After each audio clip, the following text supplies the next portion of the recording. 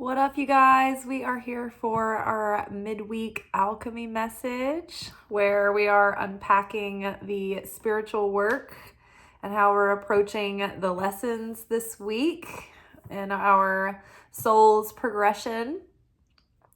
I know a lot of us are feeling pretty faded today. This is the Wednesday after our election, and Trump won. And we're not going there. So a lot of people are collectively pretty terrified and disappointed, I think, in where we're at as a consciousness in this country.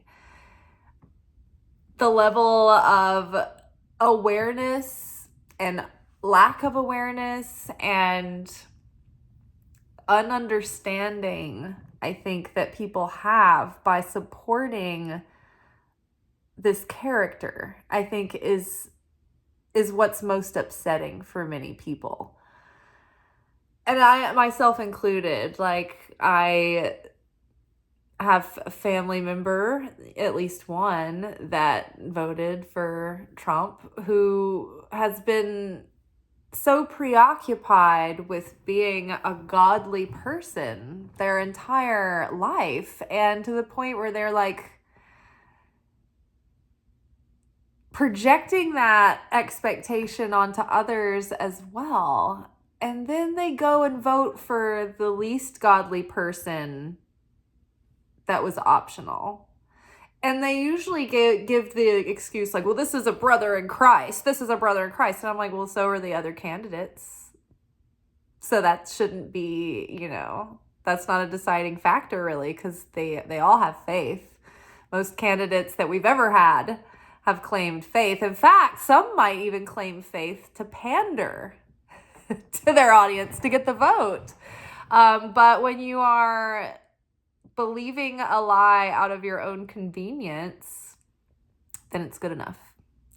So I was not really surprised by our results, honestly. I wished it would have gone in another direction, but I honestly didn't really expect it to. His voters are just so embittered that it's like when you look at the devotion that terrorists have. And it's so funny because, ever since 9/11, this country has gone out of its way to drill into our head the evil and tyranny of terrorism. And yet, you look at terrorists and they achieve what they want to do because of their fervor, their passion, their desire, their determination, and their unity. They're unified in their goal. So then you turn and look at the people in this country who were usually the loudest in speaking out against foreign terrorism, and they're every bit as zealous and undemocratic. And I feel like both sides of our political spectrum are unconscious in their own way. And they have shunned and shrugged off democracy in their own ways. So neither side is perfect. But in this case scenario, I feel like whether or not I was enthusiastic about the other candidate, this was one of those years where it was you can't really experiment with third-party votes. This is how Trump was elected the first time around. It was the vote was split on the other side, and everybody wanted to do their own thing, and I want to try to vote independent and Democrat, and I get the feeling, I get the sentiment, but the system that we live in is rigged in such a way that And it might not even be the system that's rigged, but the people, the population, are built in such a way that they think in very two-lane ways. And unfortunately, most of the population of this country looks at politics in the same way they do as sports. It's interesting that sports, I remember growing up and as a teenager, like as a little kid, like people were like, okay, sports, great. I like this team or I like that one. But by the time I was in high school, around the time of 9/11, they started doing these like military spectacles at the opening of all these like home games, right? Like they would do flyovers with jets and like soldiers like doing these big things with like displays with a flag on the field. So they patriotized sports, and then as a result, people started connecting politics and patriotism to sports. And so then politics became a competitive sport. Like, I want to win. My side is better. My team is going to beat yours at all costs. Doesn't matter who the candidate is or what they stand for or what their history is or what their criminal record is. I just want my team to win because I root for this team. And it's interesting because you're about as involved in this reality that you live in as you are as a sports fan. You're not involved in the winning of the game, right? You're not involved in the coaching of the team. All you've done is show up and give your time and your resources and your money. And, you know, people spend months and years of their lives just like rooting for these teams. And it's just like, we're just in this zombie-like sleep where we don't realize that like we've been hypnotized into just going along with whatever the crowd, you know, is doing and whatever the commercials are telling you to do. So now we've arrived in the plot of the movie Idiocracy by Mike Judge, one of the creators of, it wasn't South Park, it was Beavis and Butthead, actually, I think is who it was. And it was very prophetic. It was like this dumb, you know, idiotic movie that portrayed this future where we had devolved to the degree where a very similar character was elected president. Like people like from the past, like were like time traveling into the future. They couldn't believe their eyes at how dumb people had gotten. They were like, all the shows on TV were like these hidden camera videos showing people like fall down and hit their balls on stuff. And the show was called like Oh My Balls, and it was like the #1 show on television. I mean, not a far cry. They were watering the farm crops with energy drink, which is basically, I mean, people are, you know, it's not a far-fetched idea in this day and age that would happen. But that's what I'm feeling like, and I think a lot of us are feeling this way. But I think it's important to not be discouraged by feeling hopeless, because it's times like these that we need to jolt us awake, unfortunately. And we're going to get into the reading now because it's talking about just that. So the Margarita Preciosa, or the new pearl, is our first card out. We have mortification.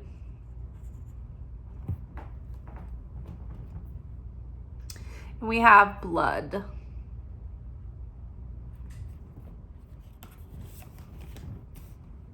Underneath the new pearl, we have the devil card. Underneath mortification, we've got Queen of Cups.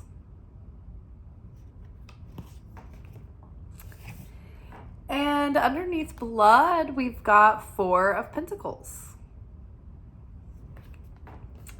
All right, so the Margarita Preciosa. This card talks about the process of a grain of sand becoming a pearl. One little irritant, one piece of sand in the mouth of a pearl agitates that oyster, and it secretes a fluid that eventually over time becomes this pearl. And so in the meantime, though, what we're left with is a feeling of frustration, right? So this card represents the things in our life that we find irritating, that bring us displeasure, that put us in discomfort. These are the things that wear down over time, and they are the things that actually create the evolution within us. These are the things that break us down over time to create that pearl, those pearls of wisdom and discernment and compassion. But it only happens over time, and it only happens as a result of the irritant. It's interesting because in one of my more recent Kabbalah classes that I listened to, the topic of the class was, it started with a question. It was like, what's existent? Like, what do you have in your life that you wished wasn't there? Like, it's an unfortunate circumstance or something unpleasant. But what is something that you would perceive as darkness or negativity in your life that you wish wasn't there? That you're just like, oh, that bothers me so much. I wish it just didn't exist. I wish I could get rid of it altogether. And so the next point was that this thing that you bemoan, that you irritate, is the assignment. This is the thing that's breaking you down and breaking you open so that you're willing to transform and change and evolve and grow. And so there's nothing that we can completely obliterate. Like, no matter how evil or dark it is in this world, it exists in this existence. And so it has the right to take up space. But what is our duty and our mission and our responsibility is to seek out this darkness and transform it, to repair, to fix, to heal that darkness. So, and don't hear that if you are a codependent and think, oh, I'm going to heal and fix my darkness of my partner. That's not what we're talking about. We're talking about the world at large, right? We're talking about this universal agape love. We're not talking about being in a relationship with someone to fix them because we're codependent, okay? Because that's an issue that we're growing beyond, and we're healing, and that's also addressed in this reading. But seeking out, being the change we wish to see in the world, doing things that make a difference, changing the anger within, changing our judgment, changing our fear, our scarcity, right? Our prejudice. Doing that work within. So we seek out that darkness and we transmute it. It's the thing that catalyzes the transformation and the evolution. So we have this pearl of wisdom that we've earned over a long period of time dealing with life's trials and tribulations and difficulties. And each one of us in our tikkun, which our tikkun is our soul contract, that we carry with us over lifetimes, and it has our weaknesses and our vices and our virtues and our strengths and our talents, and it's all wrapped up together, and we have to resolve it, and we need to bring our governing forces and virtues and vices into balance and heal them and elevate our soul and awaken our soul over every lifetime. And so when a matter of tikkun is coming up, it's like, ooh, this is on brand for you, and this pokes at a particular trigger, right? Or sensitivity or vulnerability, right? And so each one of us has maybe a couple of thematic things that have been following us through our life that are tikkun. And so when things come up in our life that's like, oh, this pattern again, or oh, this thing's triggering me again, it's like, this is tikkun. This is an opportunity to see your tikkun and to heal it and to transcend it and to overcome it, right? So there are things that we work on through our life, and like each different astrological sign has a few specific tikkun issues and qualities that they, like on brand, have to deal with. And then they also have certain strengths. Like we usually know and understand, oh yeah, the strengths of Aries, the strengths of Taurus. But now we with our discussions, we do try to look at those shadow aspects of the signs as well, those weaker tendencies. Well, that can give you some insight into what your tikkun is in this life, in addition to maybe some custom tikkun issues. Maybe like connected in with like parents, parent wounds and dynamics at home and things like that. So we're here on earth healing our tikkun.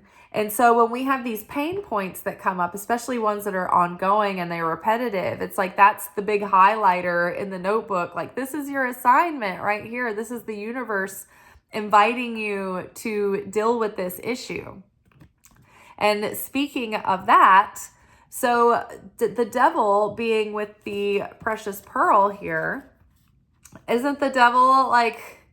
The opponent is literally assigned to torment us in this lifetime, to probe us, to challenge us, to trigger us, to tempt us, to do all of these things, to be the opposing force on the playing field to make us better athletes, right? To make us better players in the game. So the opponent's job is to try to stop us from achieving our tikkun and achieving our potential and achieving our fully realized self and becoming like the light and becoming like that higher self within. The devil is assigned to try to stop us, because what happens when you work out, when you lift a weight? If you don't have a heavy weight, if you don't have a lot of resistance, it doesn't do much, right? You're just kind of wasting your precious time. It's when the weight is heavy, when it provides resistance, that it breaks the muscle down and it challenges the muscles, and we break that muscle down and it regrows stronger. So we have been dancing with the devil now. So the devil card is also Capricorn, familiar?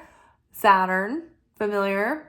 We've been doing this dance now in this karmic cycle for 16 years, while Pluto, the planet of death and rebirth and transformation, has been making a 16-year transit through Capricorn, ruled by Saturn, the strict, severe daddy grandfather of the universe, and represented by the devil. So Capricorn is severe and strict. And so whatever has been in your like karma, in your tikkun to correct and heal over the past, like for this lifetime, it's been intensified over the last 16 years. So think about in 2008 is when it started. What are some themes that you have had particular challenges in, or heartbreaks or disappointments or pain, right? Pain points. Where have those been in the categories of your life? Because those are the things that have been teaching you and shaping you and hopefully serving to awaken you. So Pluto's almost out of this transit through Capricorn. And so right here we have the representation of that 16-year period of the irritant, the salt, and the oyster that eventually became the pearl.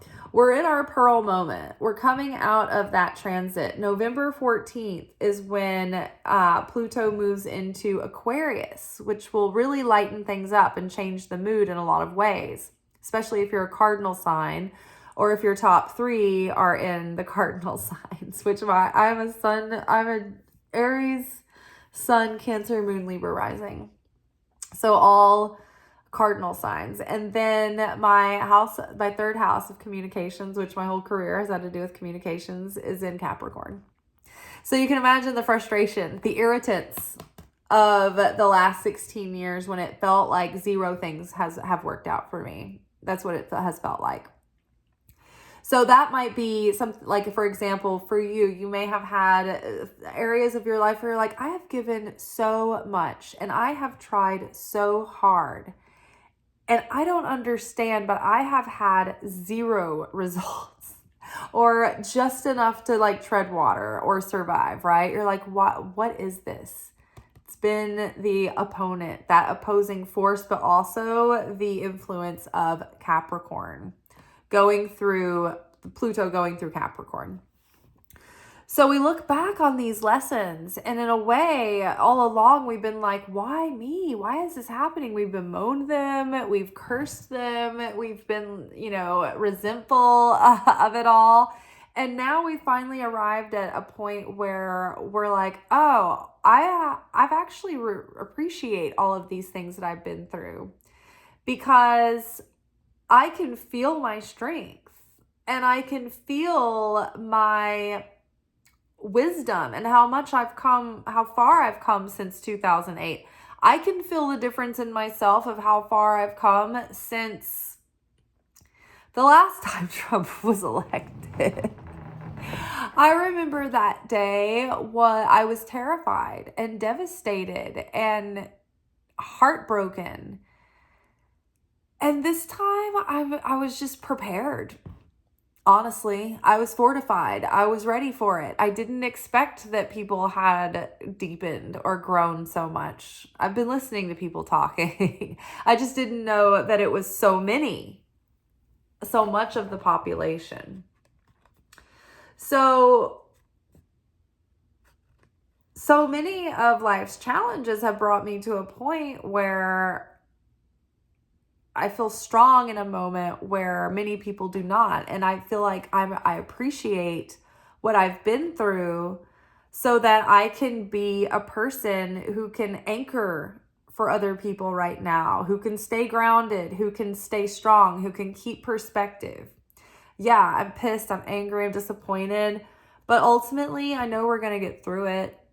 I know that there are real risks ahead of us and a lot of uncertainty, but I can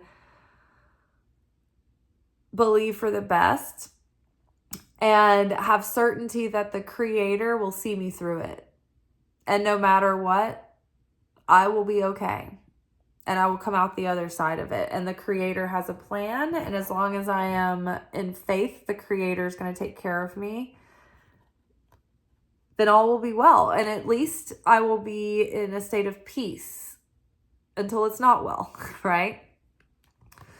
But in the meantime, we do what we can and we pay attention and we let these times wake us up, right? And that these times are the times that they do their work on us, where we awaken and we realize, oh, wow, I didn't realize this is where we were. Wow, what do we need then? What is society missing that they would where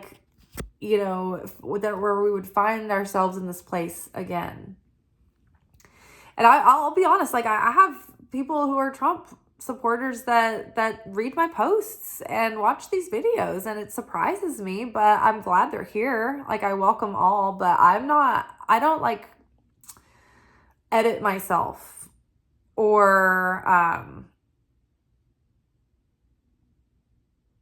I can't think of the word, but I don't hold back to pander to my audience to keep, viewers or to keep subscribers or to prevent trolls from making comments on the video. I say what I want to. That's why I have a channel.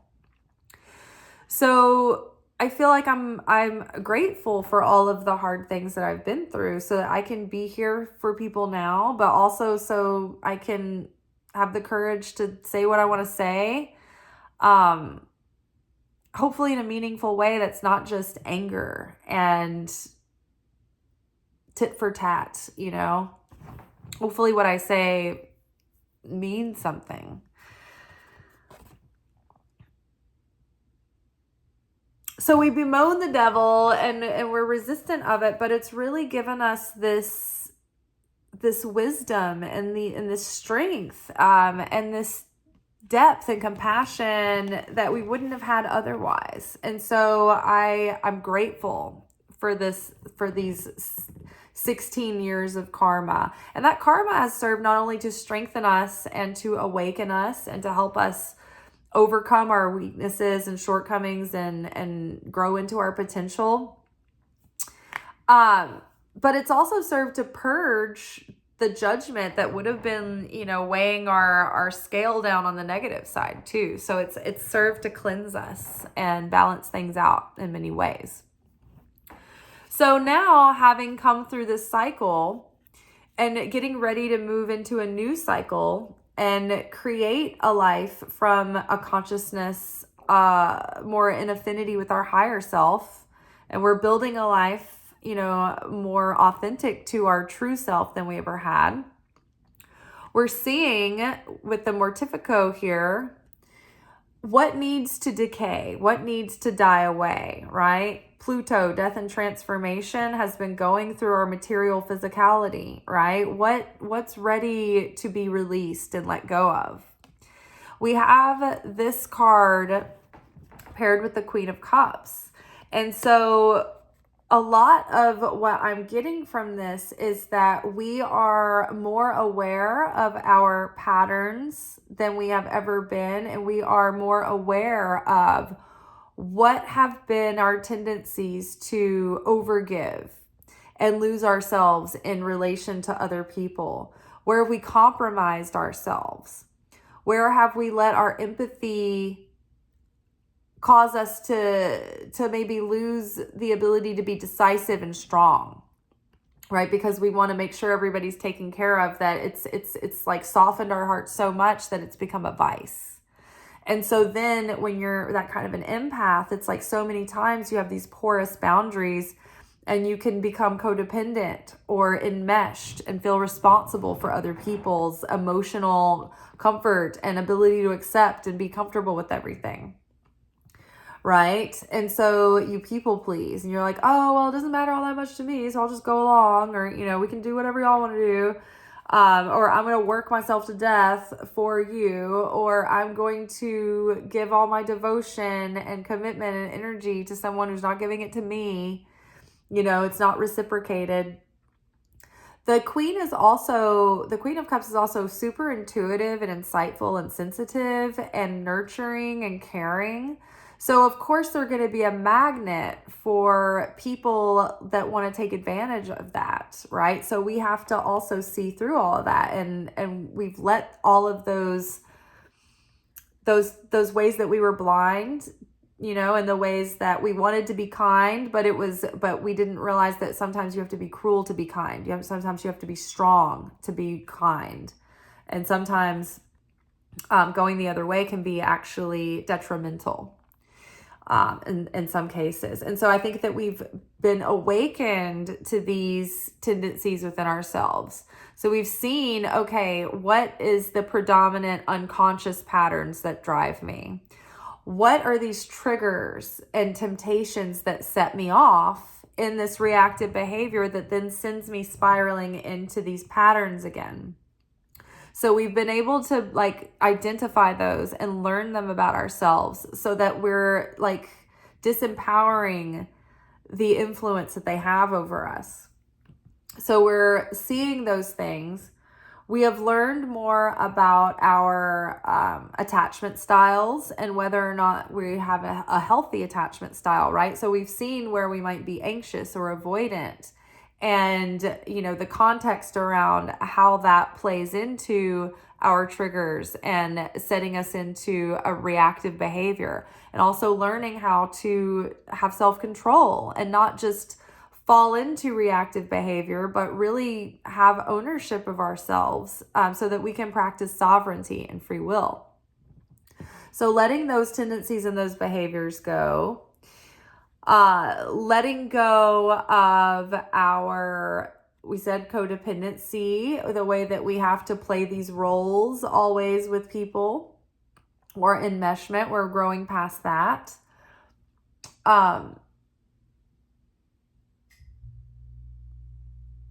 But we're also identifying like early childhood wounds and early childhood trauma that maybe left us with lingering post-traumatic stress syndrome from childhood, which sends us into very subtle, low-level trauma responses as adults, which can lead to these behaviors that can be the detriment of the Queen of Cups, right? Like limerence, fawning, right? Freezing up, being indecisive, getting overwhelmed, like with sensitivity. So you're just feeling frozen, like you can't get started, you can't be productive. So there's all these things that we're seeing. Oh, okay, so I've got all of these things that I've finally been able to identify, right? And now we're like, okay, I am shedding. I am letting these things go. I am letting these things decay. And so now we're literally in the fall where things are decaying and the leaves are the trees are dropping their leaves, and we're going into winter where that death breaks down all of that biological material, and that we're going into that same season, right? We've been talking about how we're in this moment of pause, like for a couple of months to finish out the year, where we get to sit and let everything just go quiet so that everything can integrate, right? We're having a winter, we're having a fall. Spiritually, energetically, literally, it's all aligning. I love it when we sync up with nature like this. So what happens during that death and decay is very rich, and it's like it nurtures the soil. It actually allows the soil to replenish and rest and recharge and, gain all kinds of richness and minerals and resources in that quiet stillness. So that's where we find ourselves now. And in this stillness, it's like we're letting this new higher self set in, and we're seeing all of these emotional patterns that we're breaking and we're letting go. We're seeing all the behavioral patterns that we're breaking and letting go. We're seeing all the mental and thought patterns we're behaving and letting go, and we're overcoming that opponent. And in the end, as a result, we're gaining that new pearl, that wisdom, that new consciousness. And so here we have blood, which is the life force that pumps into something, right? Whenever this card comes up, I can't help but think of an erection. Honestly, because that's what happens. It's like suddenly a rush of blood and something pulses to life and excitement and readiness to go for it. And that readiness can create new life, right? It's the life force and lifeblood of creation. So something is coming into physicality. Something is being birthed forth. And so to me, what I'm thinking is that this higher self that we've been birthing forth, and this new self that's been in the midst of transformation, is starting to flesh out and is starting to become materialized. And so we are starting to actually show up and behave in literal ways and start acting and showing up and representing as this new physical life, this new literal life form. In the meantime, like physical things in our life are starting to materialize, right? Like your different categories that you may have struggled with, whatever those themes have been for you for the last 16 years. Maybe you're seeing sparks of hope.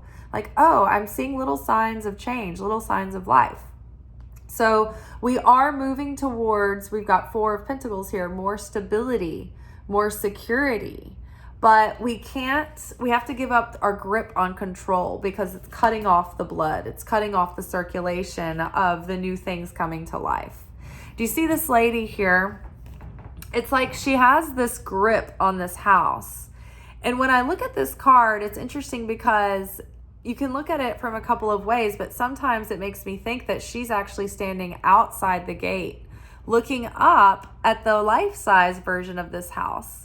Right? But this is like the dollhouse size, and she's holding this kind of smaller vision, because she's got so much, she's got control issues, right? She's got the gate locked, padlocked, nobody can get in, nobody can get out. Like, so she's living in this smaller version, right? This small life, or this small version of the dream. And if she'd open up and let go of control issues and like the illusion of control, she would allow herself to maybe come in and be on the other side of the gate and be able to live in the full realization of the dream, the full size dream, right? Live into a greater potential. Because you don't know whether the house is behind her or what she's looking up at, right? But I feel like in this sense, it's almost like we can try to control. Like, after having gone through such an ordeal, it's like, I don't deal with uncertainty well. I just want to have control. I want to have a sense of control over my life. So that keeps us small and contained, though. And that illusion of control, it keeps us outside of our dreams, and it keeps us living in a smaller version of the life that we could be living in. So we've got to give up control and allow for growth and change and uncertainty. And we have to trust that the Creator is bringing us into a place of greater security and stability. And meanwhile, we're doing the work. We're doing the physical work, the physical effort to do our half, to meet the Creator halfway. We're also at the same time have been and continue to do that inner work within, that personal transformation, that like seeking to become a vessel for sharing, a vessel for receiving for the sake of others and not just for receiving for the self alone. We're becoming people who can do hard things, to create great things, right? And sustain those great things. Great things take work. Great things take discipline. Great things take perseverance and devotion and blood, sweat, and tears and dedication. And so this is like, we've arrived at this moment where our blood, sweat, and tears are starting to materialize into things. So it's important right now in this new timeline, in this new reality, to be really careful and intentional with our consciousness. Because our consciousness is the seed level of what we're planting in this new chapter of our lives that we're creating. So your consciousness flavors what you're doing. If you're angry, if you're frustrated, if you're fearful, you will get chaos into your creations. Whether you're sending an email, or you're sitting down to do the writing that day, or you're going to pay your bills, or you're going to meet someone on a date for the first time, that seed level of where your consciousness is at is making more of a dent in the situation than your outer behavior, right? Than the outer action. You can send a nice email, but if you're pissed at someone else or pissed at the person you're sending it to underneath it, it's like something about it is going to get into the email. It's like when you are making a soup and you start with chopping your onions and cooking them down until they're soft. You don't want to really brown your onions or burn your onions, because that's going to change the flavor base of the entire soup, right? So you burn your onions, you burnt your whole soup. You do something in a state of negative consciousness, that flavor is going to be in the soup that you're creating.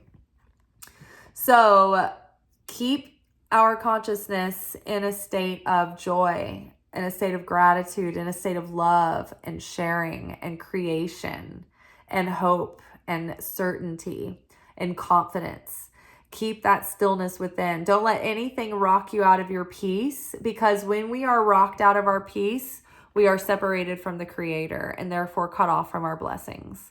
The more at peace and faith we allow ourselves to maintain, if we're in a state of love, we're in a state of stillness and compassion. We're in a state of even joyful excitement even, but we're not afraid. We're not downtrodden. We're not in despair. And we don't have hate. We don't have division. We want to stay very unified. When you're in unity, nothing can stop you. And when you're in division, that's when you start leaking your power, leaking your blessing juice.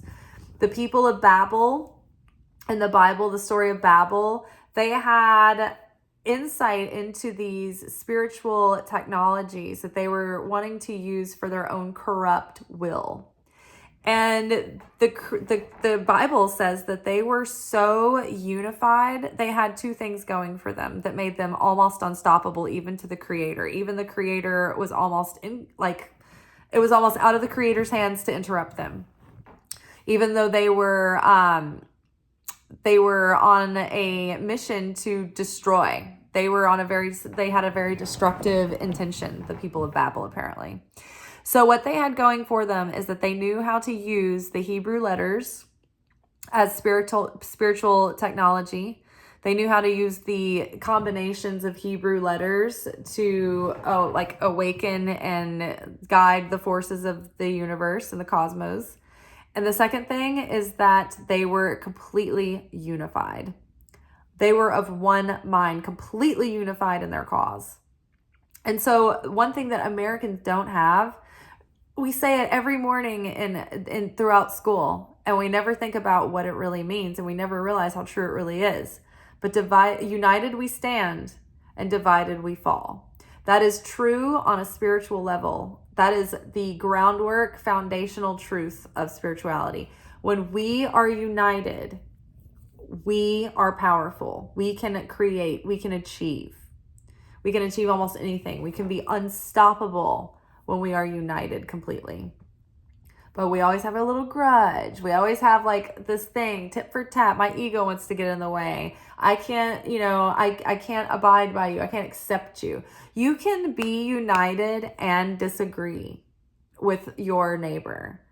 But if you can disagree with your neighbor and still have a sense of brotherhood and solidarity with that neighbor, then that's still unified, right? When you still love your neighbor either way and you allow them for their difference, that's unity. But when there's division, when there's, I can't stand you, you are separate from me, you are different from me, get over there, I don't want anything to do with people like you, that's division. And so that's when we lose our power. And that's when chaos starts to percolate, right? So even though we feel disappointed, and even though we feel afraid, and even though we have a lot of work to do, it will only be successful if we can radically choose to love our enemy, or, quote unquote enemy. If we can pull together rather than push each other apart. It's the only way people really are changed.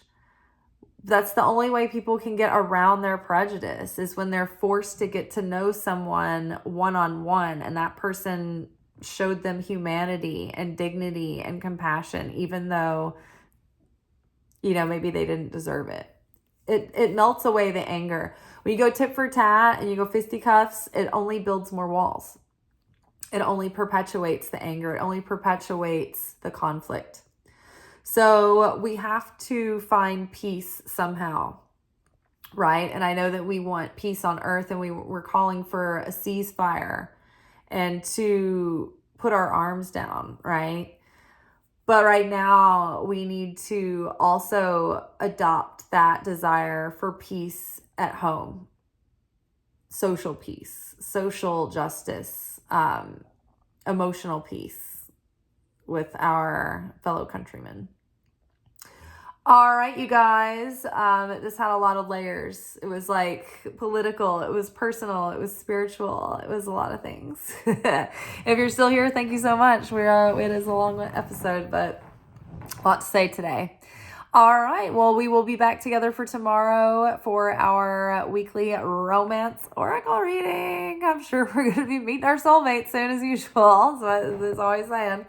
All right, well, until then, I'll see y'all tomorrow. Peace be with you. Ciao.